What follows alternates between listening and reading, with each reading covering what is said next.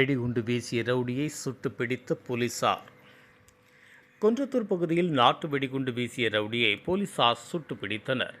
திருமுடிவாக்கம் பகுதியைச் சேர்ந்தவர் கருப்பு என்ற தமிழழகு.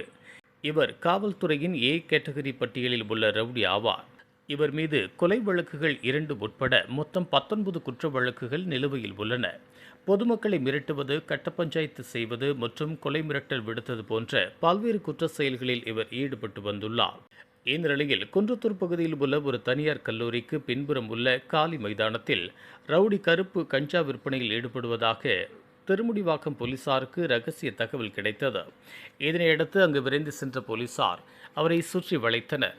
அப்போது அந்த ரவுடி நாட்டு வெடிகுண்டுகளை தயாரித்துக் கொண்டிருந்தது தெரியவந்தது.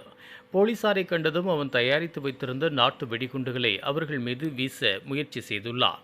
இதனால் தற்காப்பு நடவடிக்கையாக சம்பவ இடத்தில் இருந்த காவலர் தனது துப்பாக்கியால் ரவுடி கருப்புவின் வலது காலில் சுட்டு பிடித்தார்.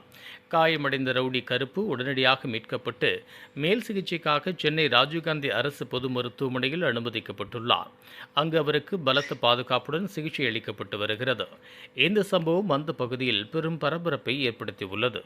இதுபோன்ற உள்ளூர் செய்திகள், மாநில செய்திகள் மற்றும் பயனுள்ள தகவல்களை உடனுக்குடன் தெரிந்து கொள்ள GST ஆன்லைன் மீடியாவை இலவசமாக சப்ஸ்கிரைப் செய்து கொள்ளுங்கள்.